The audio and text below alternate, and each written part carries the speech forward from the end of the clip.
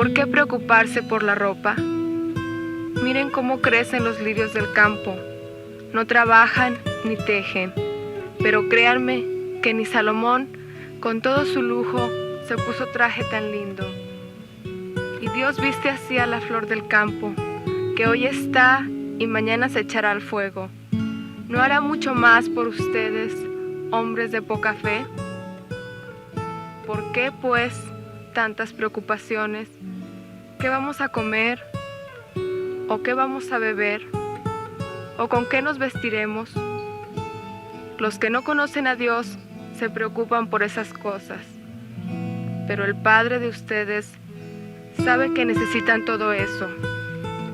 Por lo tanto, busquen primero el reino y la justicia de Dios, y esas cosas vendrán por añadidura.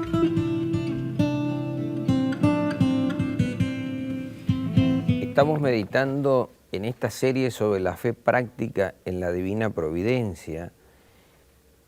Esa fe que nos dice que por un lado Dios, por ser Padre, cuida de nosotros, sus hijos, pero por la otra nosotros debemos, con nuestra fe práctica, buscar siempre de sintonizar, percibir la voz, el plan del Padre y luchar por realizarlo en nuestra vida, de ahí fe práctica. Estamos meditando este tema en un momento importante en la historia de la Iglesia, cuál es el festejo de los 500 años de la llegada del Evangelio a estas tierras americanas, lo cual significa que nosotros recordamos este hecho tan importante para la historia de la Iglesia y para nuestros pueblos, no solamente con nostalgias del pasado, sino para aprender de la historia, para alimentarnos de esa historia y emprender o responder a la llamada del Santo Padre Juan Pablo II de cara al futuro, al próximo siglo y al próximo milenio, a emprender una nueva evangelización.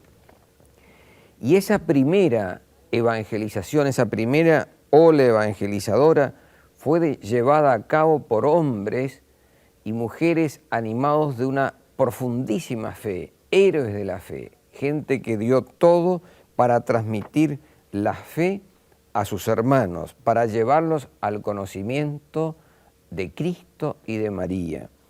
Y si una característica del mundo actual y del mundo en que vivimos, de la vida diaria, cotidiana, es experimentar y sufrir una creciente separación entre Dios y la vida cotidiana, entre la separación, el divorcio entre fe y vida, justamente ahí mismo Dios nos está llamando a dar una respuesta, es decir, a encarnar una fe, a vivir una fe, a transmitir una fe que une permanentemente en la vida de todos los días y en todas las que trata de unir en todas las situaciones de la vida, de nuestra vida, la realidad que vivimos y Dios. De un Dios que no es solamente un ser supremo, infinito, lejano, distante, desinteresado de los hombres. De un Dios que es Padre. ¿Y porque es Padre? En lo más profundo de su ser. Así nos lo reveló Jesús. Esa es la palabra síntesis de Jesús. ¿Quién es Dios? Dios es Padre. Es el Padre de Él y es el Padre nuestro. Y por ser Padre, nosotros, Él nos mira como a hijos. Por eso nos ama, por eso cuida de nosotros, por eso lo ha dado todo por nosotros. Leemos en Juan, capítulo 3, tanto amó Dios al mundo que le envió a su propio Hijo. Y también Dios no envió a su Hijo para juzgar al mundo, sino para que el mundo se salve por Él. Y esta es la victoria que nosotros logramos sobre el mundo, nuestra fe. Esa fe viva, esa fe profunda, esa fe que toca nuestra vida de todos los días. A eso llamamos fe práctica en la divina providencia, que incluye dos aspectos fundamentales e inseparables. Por una parte, se trata de estar abiertos ante Dios, ante el Padre, de percibir su amor, su conducción, sus planes en nuestra vida. Y por la otra, se trata de colaborar, de realizar, de llevar a la práctica como hijos e hijas adultos de ese Padre, los planes y los deseos de Él. O sea, por una parte se trata de ser hijos ante Dios y ser padres, madres ante el mundo. Ser hijos ante Dios. Esto es lo que la mayoría se ha olvidado hoy día, o nunca lo ha reflexionado, o nunca lo ha tomado conciencia de ello. En el fondo, ¿quiénes somos nosotros? ¿Quién soy yo? En lo más profundo de mi ser, yo soy hijo, hija de Dios. ¿Y qué significa ser hijo? Veamos lo que ocurre en una familia sana. Ser hijo es estar abierto a los padres, es apertura ante Dios. La actitud filial ante Dios supone docilidad ante los caminos del Padre. Supone, y esto es fundamental, obediencia, que no es una mala palabra, al contrario. Cada acto de obediencia por amor nos hace más libres. No somos más libres cuando desobedecemos y hacemos lo que se nos antoja. Ser hijos ante Dios consiste en esa actitud interior de apertura, de docilidad, de obediencia filial.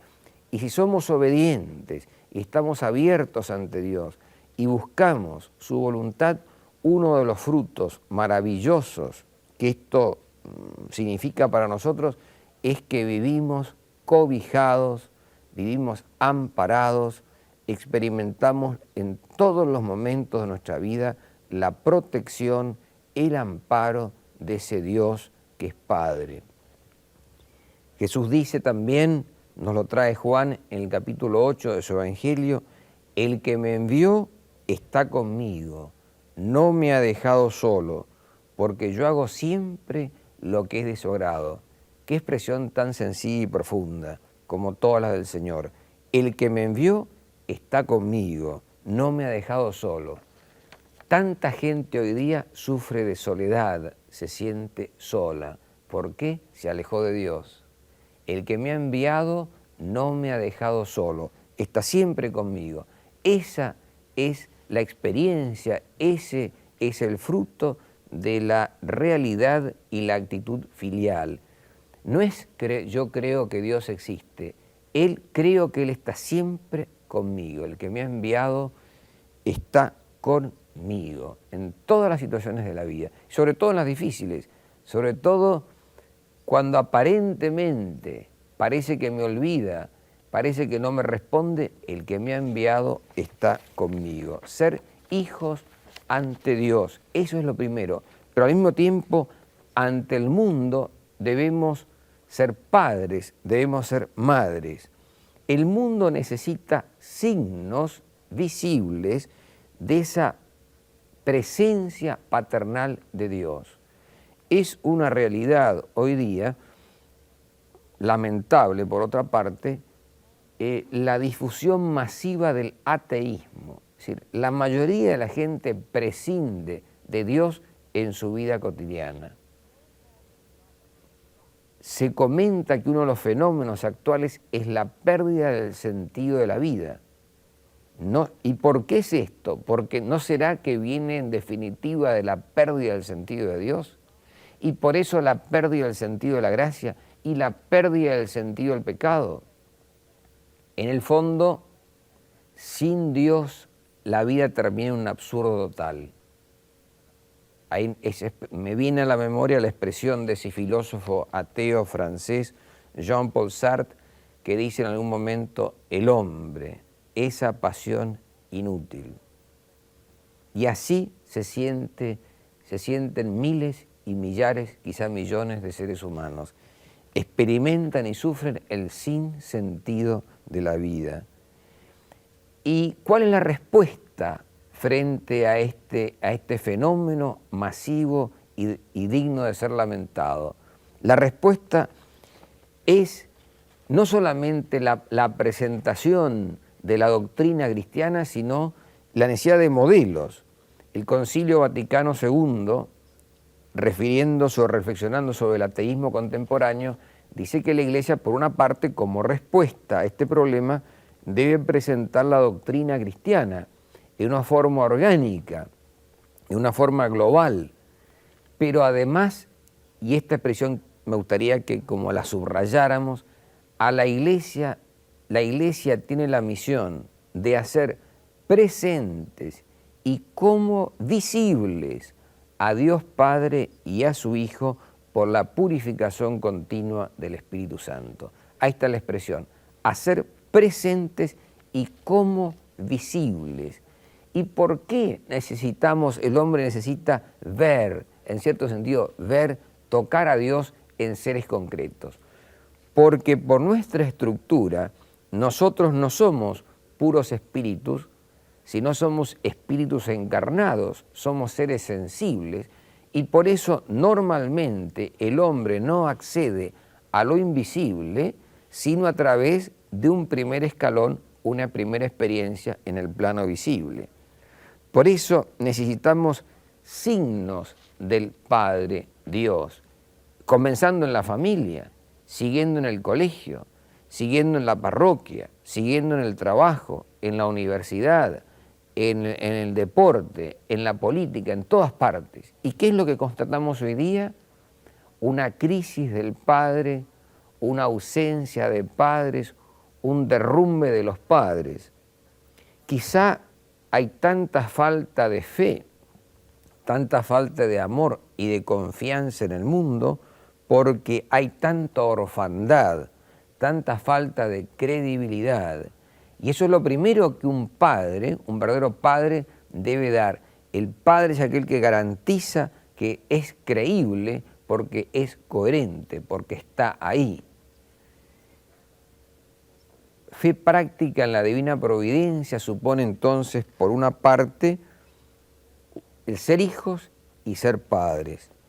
Hace poco tiempo murió en Paraguay un hombre, un padre de familia, un ingeniero, un verdadero apóstol, su nombre era Benigno Flecha, cuyo ideal de vida, que supimos después de muerto, era el siguiente, era esto: hijo ante Dios, padre para todos. Ahí tenemos expresado en esta persona en lo que él quiso vivir, quiso encarnar, quiso transmitir a los otros de esto que estamos hablando. Ante Dios, hijo, y padre para todos. La fe práctica en la divina providencia, por eso, nos llama a una doble corriente de paternidad o una doble relación al Padre. Al Padre Dios, ante quien debemos ser hijos, debemos vivir aquello que somos, y, por otra parte, experimentando al Padre Dios, regalar a otros la experiencia de Padre. Es decir, estamos llamados a ser signos visibles.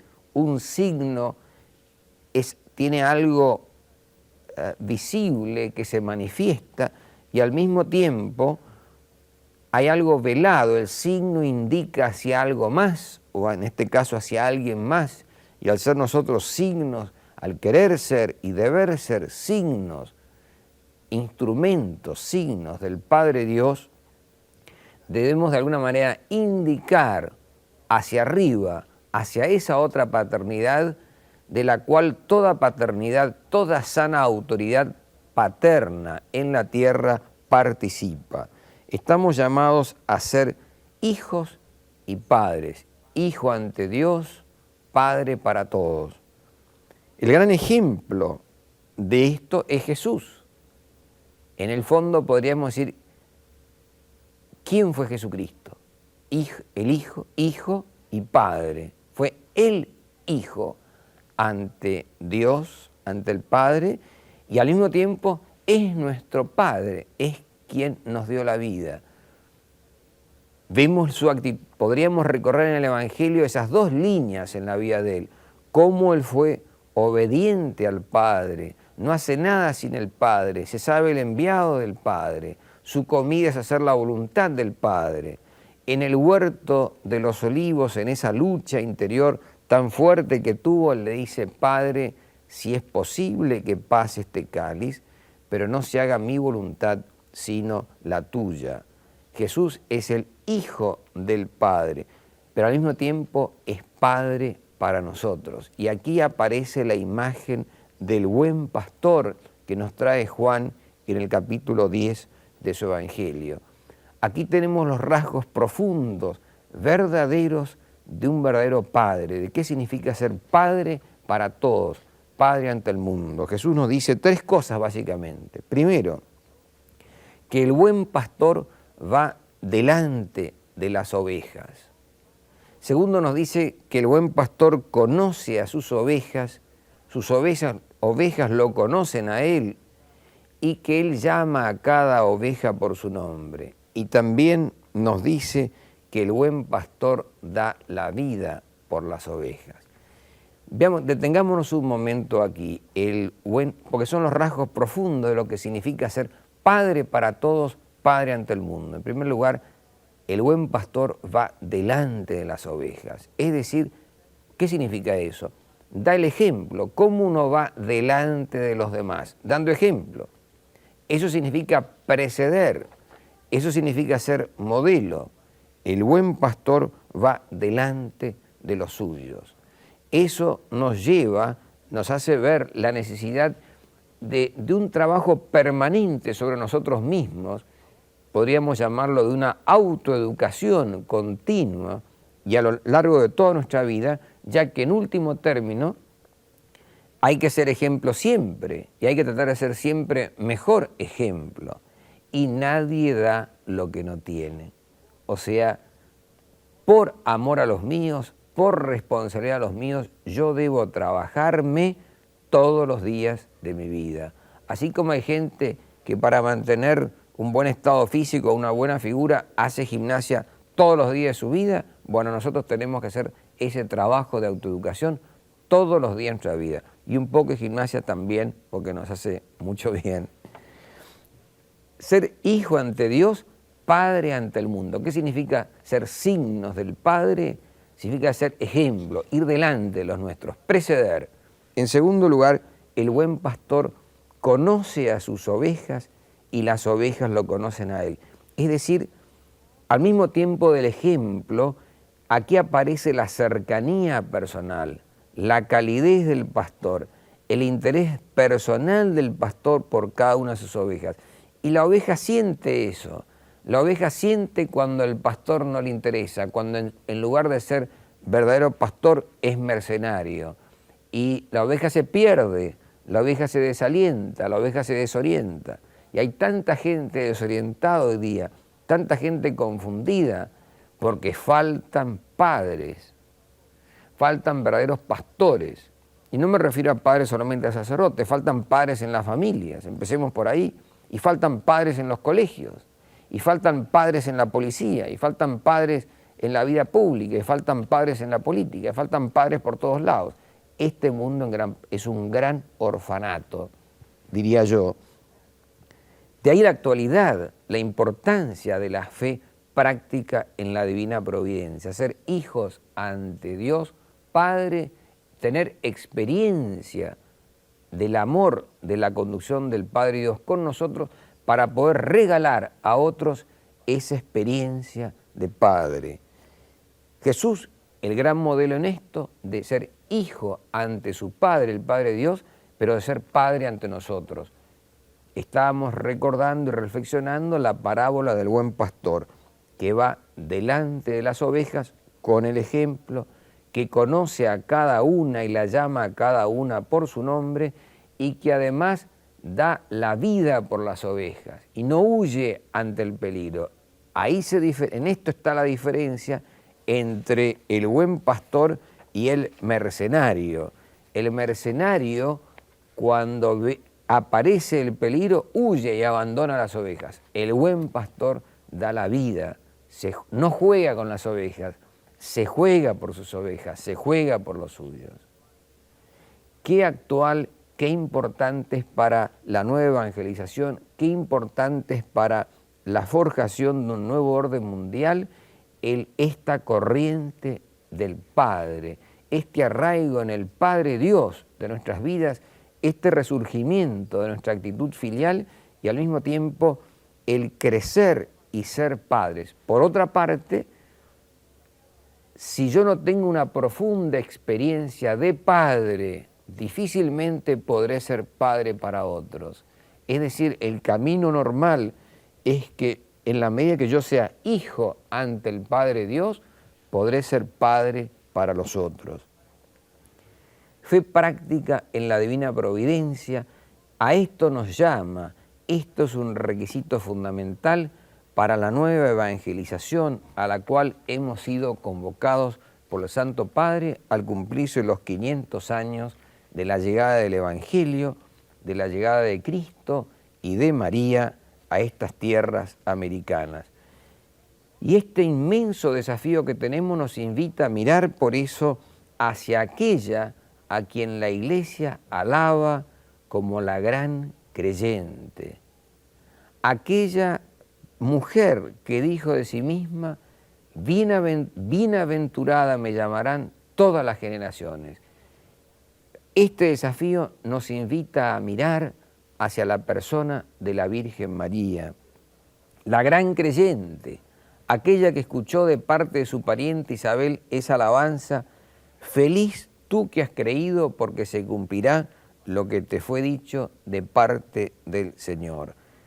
María, el gran modelo de fe, la gran creyente, es por eso mismo la gran educadora, la gran pedagoga de nuestra fe. Y su misión, una parte central de su misión, es justamente hacernos crecer en esa doble línea de la cual estuvimos hablando antes. María, por una parte, al ser madre, despierta nuestra realidad filial de hijos y nos va conduciendo hacia el Padre Dios en definitiva. Pero al mismo tiempo, María nos enseña, María quiere moldearnos, María quiere trabajarnos para que seamos padres para todos, como era ese lema del ingeniero Benigno Flecha. No solamente ser hijos ante Dios, no solamente estar cobijados en Él, no solamente haber encontrado un nido. Si encontramos un nido, es para dar nido en nuestro corazón a muchas otras personas. Y de paso, eso es lo que hace falta hoy día y de lo que hay tanta carencia. Los hombres no tienen hogar. Hay tantos hombres que son como pájaros sin nido, que duermen en cualquier lado, no tienen hogar. Porque el hogar, en definitiva, último nuestro es el corazón de Cristo, el corazón paternal de Dios, el corazón inmaculado de María. Pero para llegar a anclar nuestra vida en esos corazones que están más allá de esta tierra, el camino normal es encontrar aquí abajo corazones humanos que nos cobijen. Esta es la gran misión de la Virgen María, llevarnos, hacer crecer en nosotros la actitud filial de hijos y al mismo tiempo educarnos, forjarnos, tallarnos, prepararnos para que seamos padres para todos, padres ante el mundo. En la Argentina, en un suburbio al sur de la ciudad de Buenos Aires, existe una pequeña capillita dedicada a la Virgen María, un santuario mariano de Nuestra Señora de Schoenstatt, que fuera bendecido hace 40 años por el padre José Kentenich, un 20 de enero de 1952. Y el pasado 20 de enero de 1992, 40 años después, se bendecía una gran e importante iglesia de piedra, tallada en piedra, dedicada a Dios Padre. Un signo, un símbolo en plástico, en piedra, de cómo María nos conduce en definitiva hacia el Padre Dios. Y en ese santuario, en la pequeña capillita, en la pared de entrada, existe una placa en piedra, en mármol, con unas palabras que expresan el ideal de ese santuario. Con María, familia del Padre. En definitiva, la fe práctica en la divina providencia y la alianza de amor con la Virgen María debe llevarnos a lo largo y a lo ancho de toda la escala social, desde la familia, pasando por todos los grupos intermedios, hasta llegar al Estado e incluyendo también a la Iglesia, a ser más o cada vez más con María una familia del Padre, sin la presencia paterna, sin una sana autoridad paterna, sin el amor de padre, sin el amor de pastor, nunca, no puede y no podrá haber orden y paz social.